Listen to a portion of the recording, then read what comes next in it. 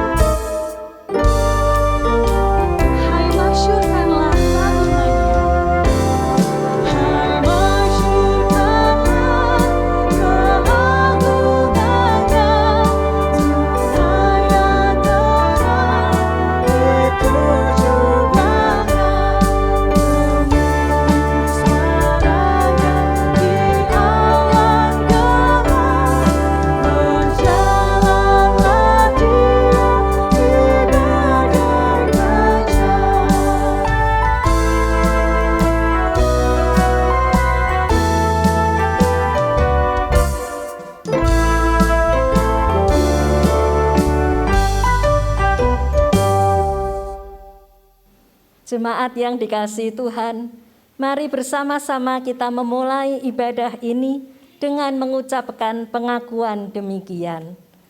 Pertolongan kita adalah di dalam nama Tuhan yang menjadikan langit dan bumi, yang kasih setianya tetap untuk selama-lamanya, yang memelihara umat manusia di tengah pergumulan dan goncangan kehidupan.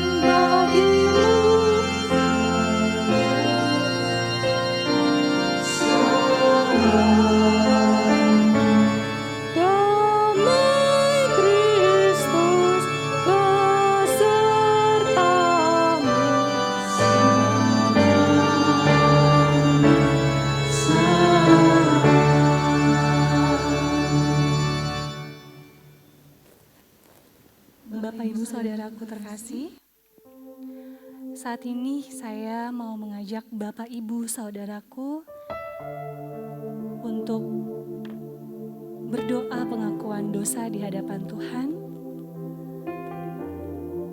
Kadang saat kita melakukan kesalahan, ada kalanya kita tidak menyadarinya, ada kalanya juga kita menyadarinya tapi kita tetap melakukannya. Saudaraku, mari saat ini kita datang sujud di hadapan Tuhan. Kita memohon ampun untuk segala dosa dan pelanggaran kita. Saya mengajak Bapak Ibu Saudara terkasih mengaku dosa secara pribadi.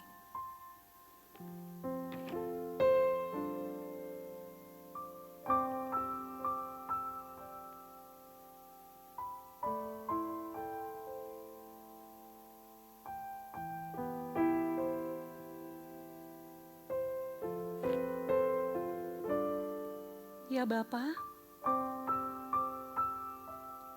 Engkau yang mengenal hati kami,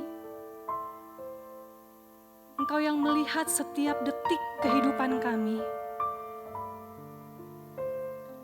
Hari ini Tuhan, kami datang tersungkur di bawah kaki-Mu. Kami mau memohonkan ampun atas segala dosa dan pelanggaran kami, yang itu sangat menyakitkan hati Tuhan. Kasihanilah kami, ya Tuhan. Di dalam nama-Mu kami berdoa. Amin. Jemaat dipersilahkan berdiri, mari kita menerima berita anugerah dengan penuh sukacita. Mazmur 116 ayat 5 sampai 7. Tuhan adalah pengasih dan adil. Allah kita penyayang. Tuhan memelihara orang-orang sederhana. Aku sudah lemah, tetapi diselamatkannya aku. Kembalilah tenang, hai jiwaku, sebab Tuhan telah berbuat baik kepadamu. Demikianlah berita anugerah dari Syukur.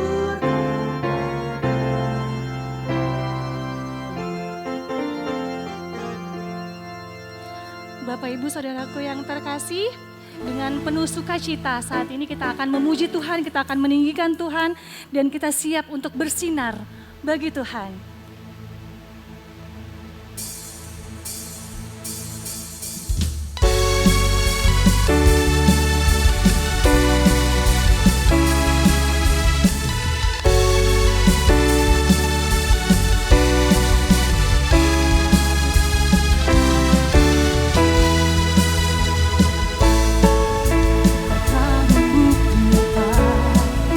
Kasih padaku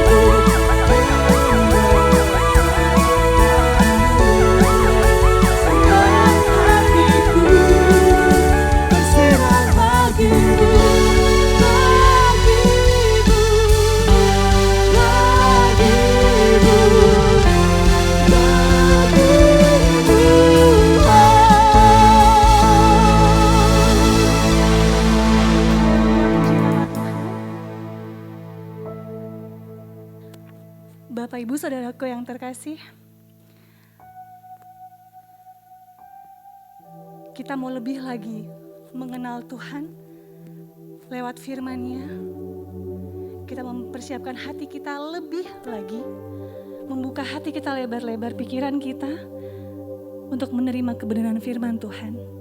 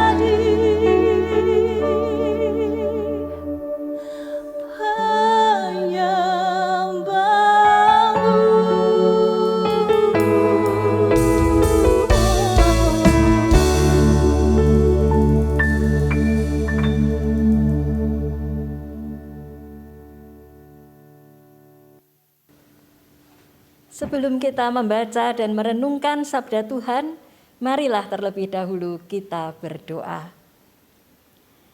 Ya Tuhan yang Maha Kasih, kami bersyukur kalau kembali Engkau berkenan bersabda kepada kami. Tolonglah kami ya Tuhan, melalui kuasa Roh-Mu yang kudus, yang menaungi kami, memampukan kami untuk membuka hati dan pikiran kami, untuk mendengar apa yang ingin Engkau sabdakan, untuk memahami apa yang menjadi kehendak-Mu, dan melakukannya secara nyata dalam kehidupan kami. Terima kasih Tuhan, kami sambut firman-Mu dengan penuh sukacita, dalam nama Yesus Kristus, Juru Selamat yang setia. Amin. Injil Markus pasal 5 ayat 21 sampai dengan 43. Injil Markus pasal 5 ayat 21 sampai dengan 43. Sesudah Yesus menyeberang lagi dengan perahu, orang banyak berbondong-bondong datang lalu mengerumuni Dia. Sedang Ia berada di tepi danau, datanglah seorang kepala rumah ibadat yang bernama Yairus. Ketika ia melihat Yesus, tersungkurlah ia di depan kakinya dan memohon dengan sangat kepadanya. Anakku perempuan sedang sakit, hampir mati. Datanglah kiranya dan letakkanlah tanganmu atasnya, supaya ia selamat dan tetap hidup. Lalu pergilah Yesus dengan orang itu. Orang banyak berbondong-bondong mengikuti Dia dan berdesak-desakan di dekatnya. Adalah di situ seorang perempuan yang sudah 12 tahun lamanya menderita pendarahan. Ia telah berulang-ulang diobati oleh berbagai tabib, sehingga telah dihabiskannya semua yang ada padanya. Namun, sama sekali tidak ada faedahnya. Malah sebaliknya, keadaannya makin memburuk. Dia sudah mendengar berita-berita tentang Yesus. Maka di tengah-tengah orang banyak itu, ia mendekati Yesus dari belakang dan menjamah jubahnya. Sebab katanya, asal ku jamah saja jubahnya, aku akan sembuh. Seketika itu juga berhentilah pendarahannya dan ia merasa bahwa badannya sudah sembuh dari penyakitnya. Pada ketika itu juga Yesus mengetahui bahwa ada tenaga yang keluar dari dirinya, lalu ia berpaling di tengah orang banyak dan bertanya, "Siapa yang menjamah jubahku?" Murid-muridnya menjawab, "Engkau melihat bagaimana orang-orang ini berdesak-desakan dekatmu, dan engkau bertanya, siapa yang menjamah aku?" Lalu ia memandang sekelilingnya untuk mengetahui siapa yang telah melakukan hal itu. Perempuan itu yang menjadi takut dan gemetar ketika mengetahui apa yang telah terjadi atas dirinya, tampil dan tersungkur di depan Yesus dan dengan tulus memberitahukan segala sesuatu kepadanya. Maka katanya kepada perempuan itu, "Hai anakku, imanmu telah menyelamatkan engkau. Pergilah dengan selamat dan sembuhlah dari penyakitmu." Ketika Yesus masih berbicara, datanglah orang dari keluarga kepala rumah ibadat itu dan berkata, "Anakmu sudah mati. Apa perlu lagi engkau menyusah-nyusahkan guru?" Tetapi Yesus tidak menghiraukan perkataan mereka dan berkata kepada kepala rumah ibadat, "Jangan takut, percaya saja." Lalu Yesus tidak memperbolehkan seorang pun ikut serta, kecuali Petrus, Yakobus, dan Yohanes saudara Yakobus. Mereka tiba di rumah kepala rumah ibadat, dan di sana dilihatnya orang-orang ribut, menangis, dan meratap dengan suara nyaring. Sesudah ia masuk, ia berkata kepada orang-orang itu, "Mengapa kamu ribut dan menangis? Anak ini tidak mati, tetapi tidur." Tetapi mereka menertawakan dia. Maka diusirnya semua orang itu, lalu dibawanya ayah ibu anak itu dan mereka yang bersama-sama dengan dia masuk ke dalam kamar anak itu. Lalu dipegangnya tangan anak itu, katanya, Talita kum, yang berarti, hai anak, aku berkata kepadamu, bangunlah. Seketika itu juga anak itu bangkit, berdiri dan berjalan, sebab umurnya sudah 12 tahun. Semua orang yang hadir sangat takjub. Dengan sangat ia berpesan kepada mereka supaya jangan seorang pun mengetahui hal itu. Lalu ia menyuruh mereka memberi anak itu makan. Demikianlah Injil Yesus Kristus. Berbahagialah orang yang mendengar firman Tuhan, menyimpan dalam hati, dan melakukannya setiap hari. Haleluya!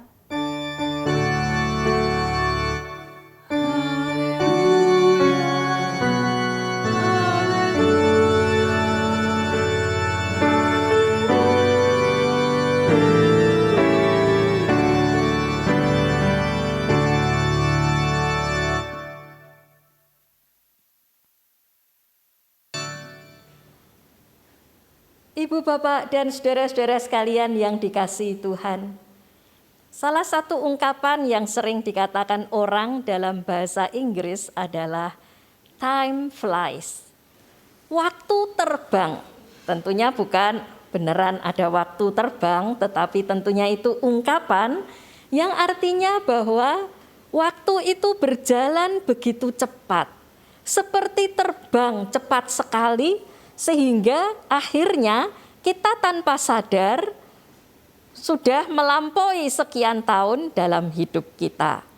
Nah, karena itu kalau ditanya kepada Bapak, Ibu, dan saudara sekalian, apakah yang namanya 12 tahun itu adalah waktu yang singkat atau itu waktu yang lambat, waktu yang lama? Barangkali berbeda-beda jawaban kita. Kalau kita ditanya ketika kita masih kecil, pasti kita akan mengatakan, aduh 12 tahun itu lama sekali. Kapan ya saya bisa berumur 12? Maka kita menunggu-nunggu ya, 12 itu lama. Itu panjang sekali. Kalau kita masih ingat dulu waktu balita lalu melihat kakak-kakak yang sudah lulus SD, waduh itu kayaknya lama sekali.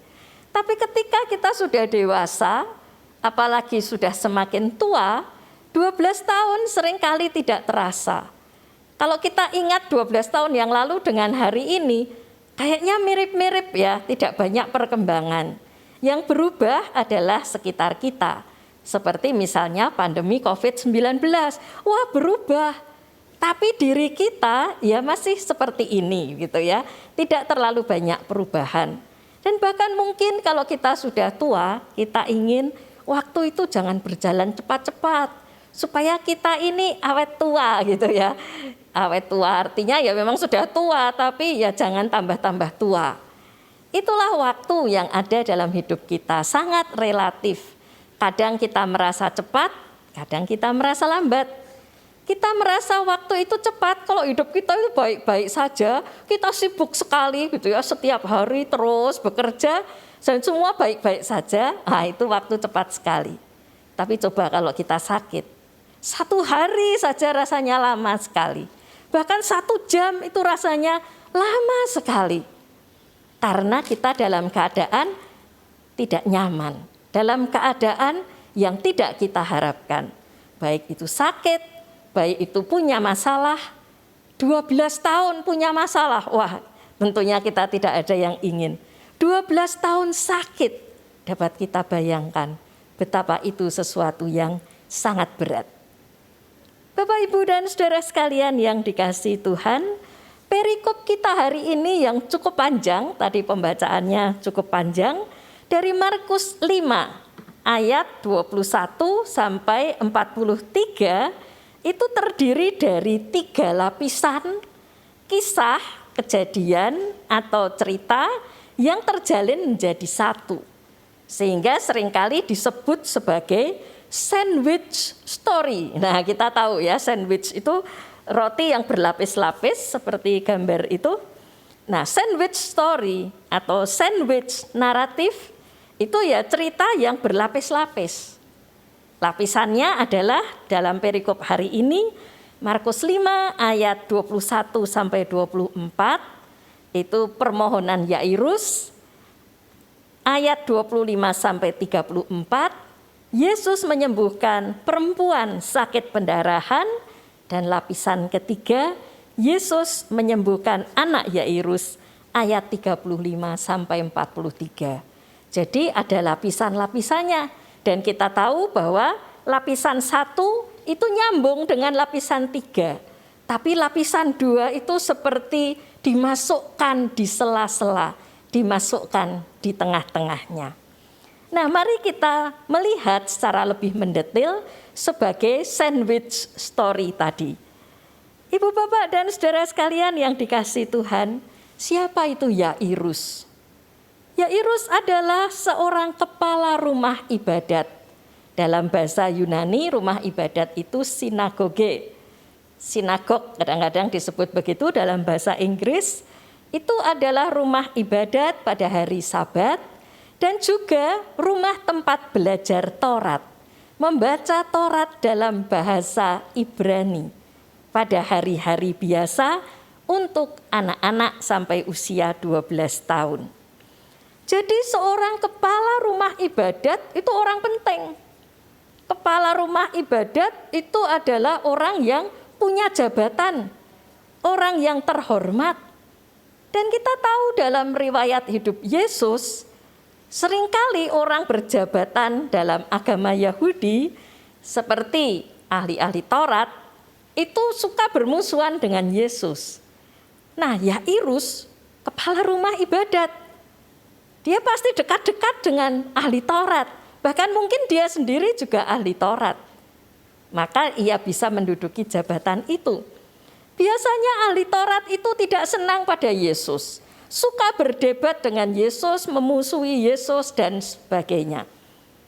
Tapi Yairus berbeda. Yairus datang kepada Yesus, bahkan tersungkur di depan kaki Yesus. Suatu tindakan merendahkan diri sedemikian rupa. Mengapa Yairus kok mau sampai sedemikian merendahkan diri di hadapan Yesus?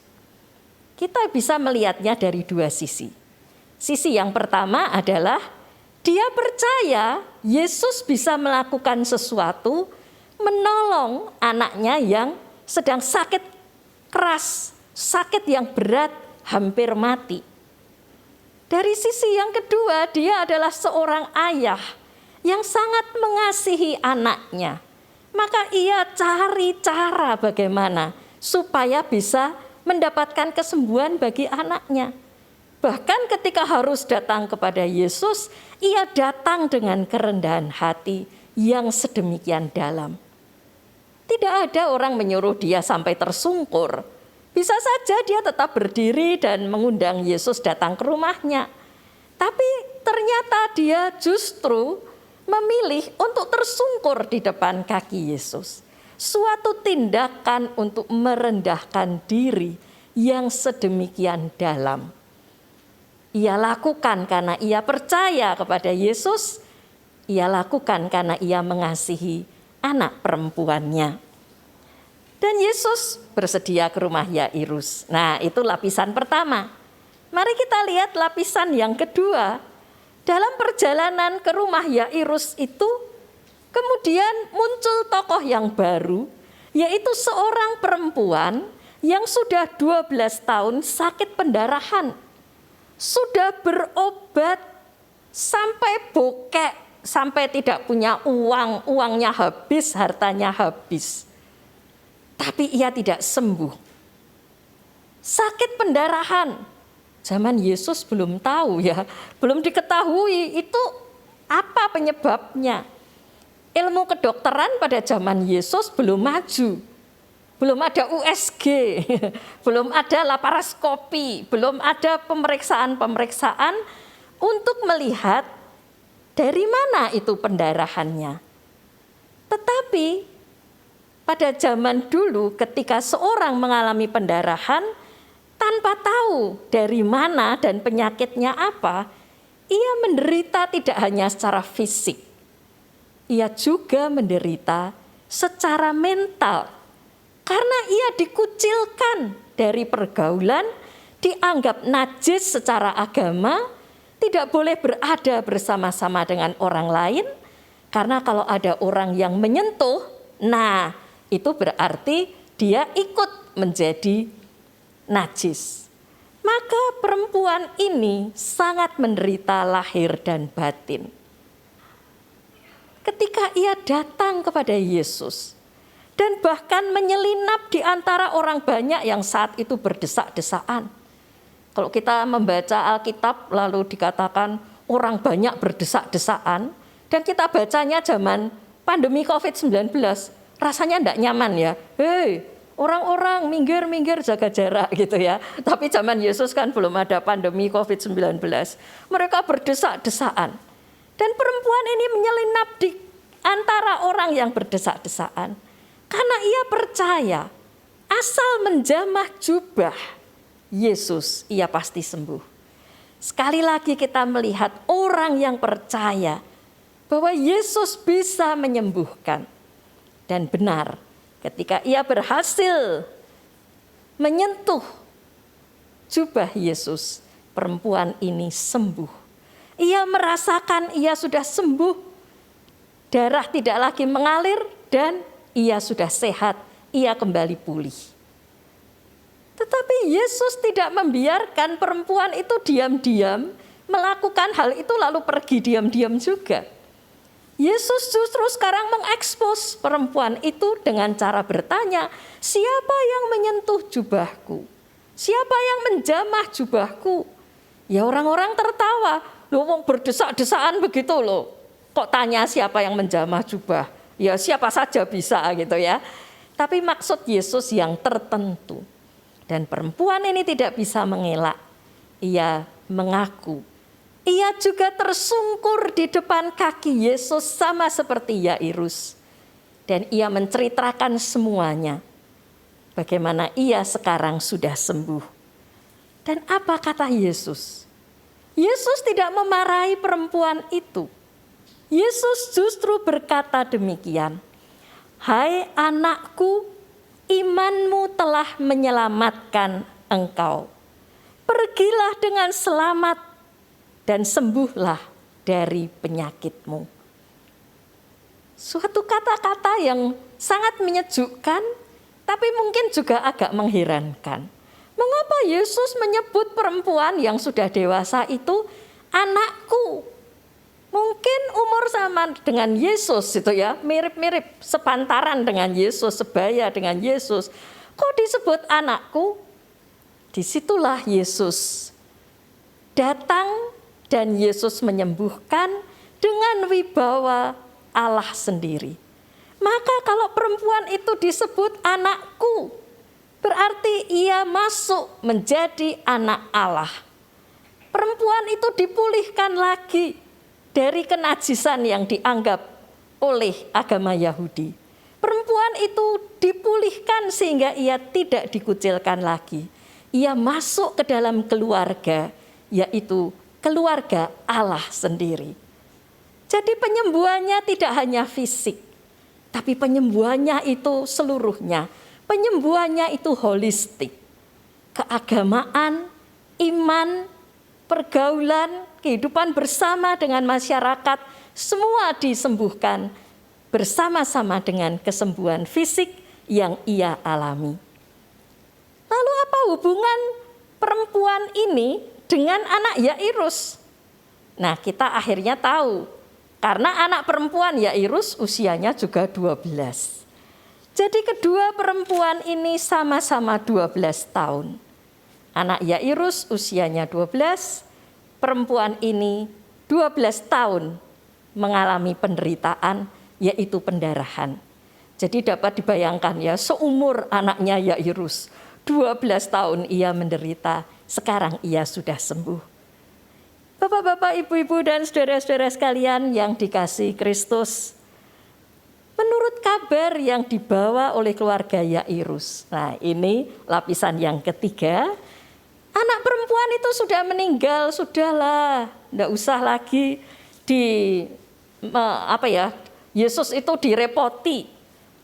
Tapi mereka ingin mencegah dan Yesus berkata, jangan takut. Yairus jangan takut, percaya saja. Dan memang di rumah Yairus orang ribut dengan menangis. Tapi mereka lalu tertawa ketika Yesus berkata, anak ini tidak mati. Tapi anak ini tertidur. Wah, mereka tertawa. Bagaimana mungkin orang mati kok dibilang tertidur? Yesus menyuruh mereka keluar sehingga tinggal ada ayah, ibu, dan anak yang terbaring di tempat tidurnya. Yesus beserta 3 murid, Petrus, Yakobus, dan Yohanes. Dan Yesus berkata, talitakum, dalam bahasa Aram yang artinya, hai anak, bangunlah. Dan betul anak itu bangun. Bangkit dari kematiannya, bangun dari tidurnya yang panjang. Anak itu hidup kembali, diberi makan dan anak itu kembali sehat.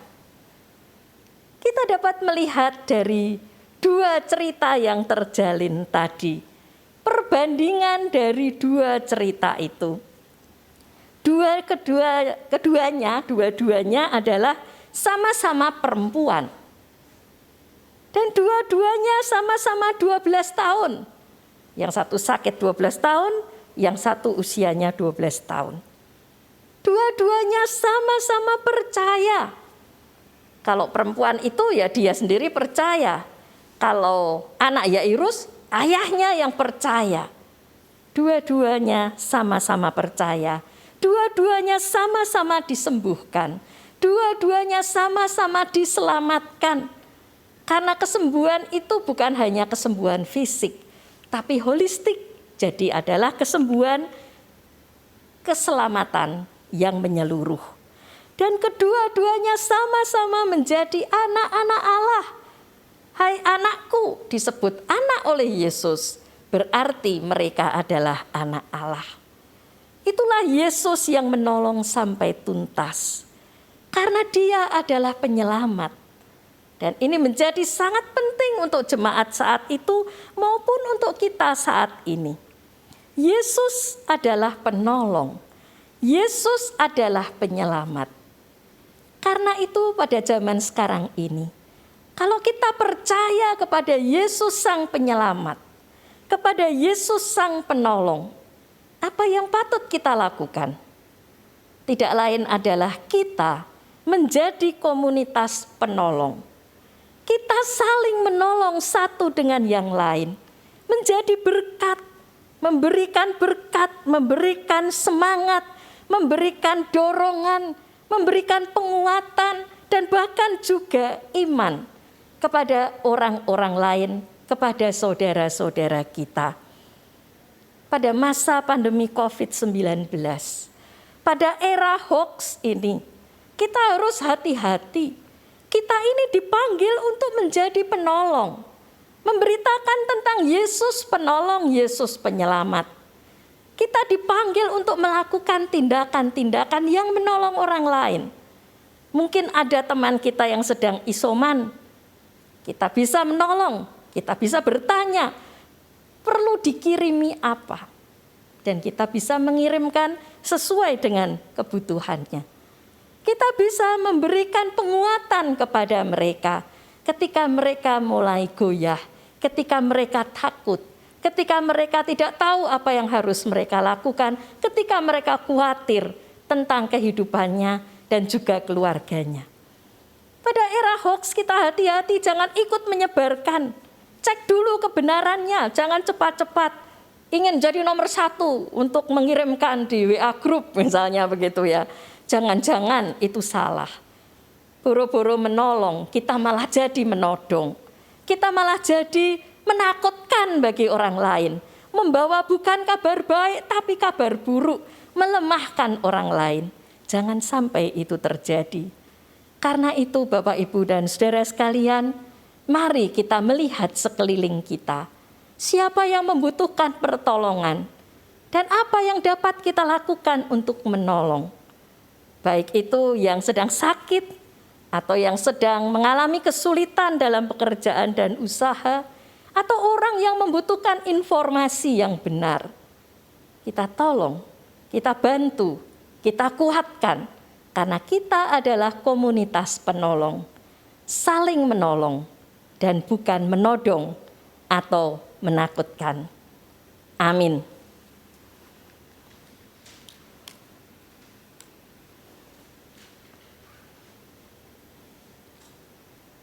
Mari kita masuk di dalam saat teduh atau saat hening untuk kita berdoa secara pribadi di hadapan Tuhan, supaya kita dapat menjadi pelaku-pelaku firman Tuhan dalam kehidupan kita.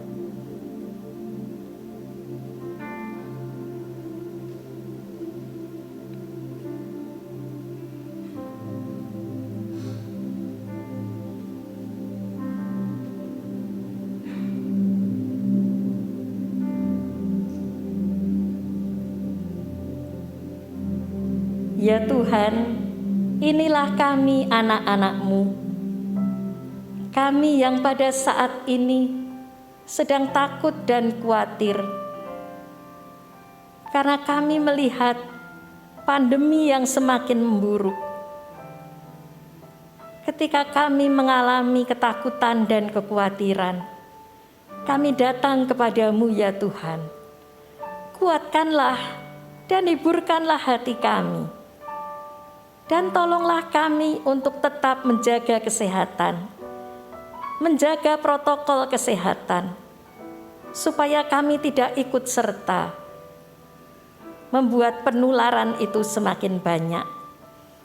Tolong kami ya Tuhan, supaya kami menjadi orang-orang yang bertanggung jawab, tidak hanya kepada diri kami sendiri, tapi tanggung jawab sosial terhadap orang lain, dan tanggung jawab kami di hadapan Tuhan.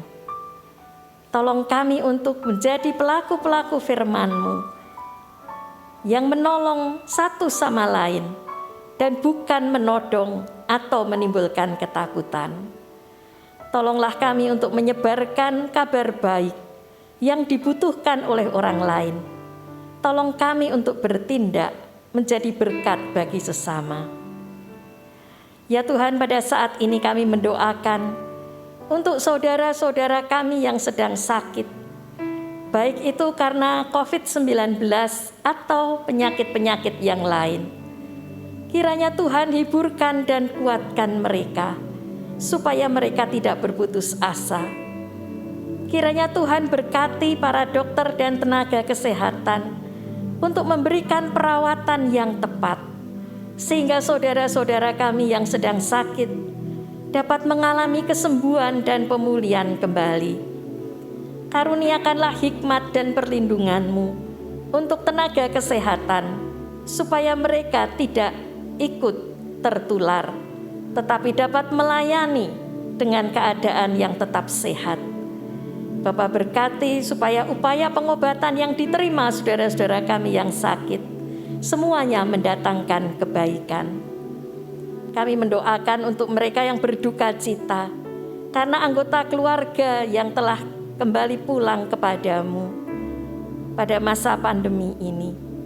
Kiranya Tuhan hiburkan dan kuatkan, supaya mereka tetap tabah dan kuat di dalam Tuhan. Ya Tuhan, kami juga mendoakan untuk mereka yang terlibat di dalam pengambilan keputusan. Kiranya Tuhan karuniakan hikmat dan ketegasan, supaya dapat mengambil keputusan yang tepat dalam rangka pandemi COVID-19 ini. Tuhan berkati juga mereka yang bertugas untuk memakamkan jenazah, khususnya pasien COVID-19 yang harus dilaksanakan secara khusus. Kiranya Tuhan berkati dengan kesehatan, kekuatan yang berasal dari Tuhan. Ya Tuhan, kami juga mendoakan untuk setiap orang yang mengalami penderitaan, kesulitan, dan tantangan secara ekonomi dan pekerjaan, karena pada saat ini perekonomian mungkin mengalami kemunduran, mungkin juga mengalami kesulitan. Kiranya Tuhan tolong kami, supaya kami dapat mencari jalan keluar dan mendapatkannya. Jalan keluar yang berasal dari Tuhan, yang terus menunjukkan jalan kepada kami, yang terus memberkati kami dan menyertai kami. Kami mendoakan untuk anak-anak yang pada saat ini sedang libur antar tahun ajaran, tetapi yang nanti pada bulan yang akan datang akan melanjutkan studi. Tuhan liburkan dan kuatkan, sekalipun anak-anak masih belajar dari rumah, biarlah mereka tetap bersemangat untuk belajar dan bertanggung jawab. Tuhan berkati juga para guru untuk mengajar dengan kreatif, dengan penuh sukacita. Ya Tuhan, kami mau menyerahkan keluarga-keluarga kami masing-masing ke dalam tangan-Mu. Dalam segala keadaan kami, dalam segala pergumulan kami percaya Tuhan tidak pernah meninggalkan kami.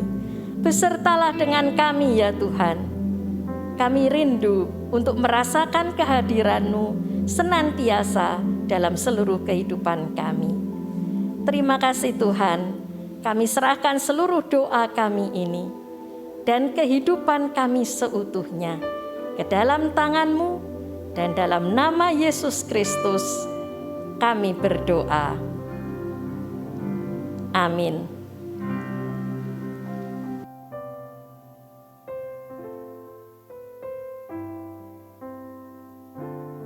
Untuk menanggapi firman Tuhan, mari bersama dengan semua jemaat Tuhan di segala tempat dan abad, kita mengikrarkan iman percaya kita lewat pengakuan iman Rasul yang demikian. Aku percaya kepada Allah, Bapa yang Maha Kuasa, Khalik langit dan bumi, dan kepada Yesus Kristus, Anak yang tunggal Tuhan kita, yang dikandung dari Roh Kudus, lahir dari anak darah Maria, yang menderita sengsara di bawah pemerintahan Pontius Pilatus, disalibkan, mati dan dikuburkan, turun ke dalam kerajaan maut. Pada hari yang ketiga, bangkit pula dari antara orang mati, naik surga, duduk sebelah kanan Allah, Bapa yang Maha Kuasa. Dan dari sana akan datang untuk menghakimi orang yang hidup dan yang mati. Aku percaya kepada Roh Kudus, gereja yang kudus dan am, persekutuan orang kudus, pengampunan dosa, kebangkitan orang mati, dan hidup yang kekal. Amin.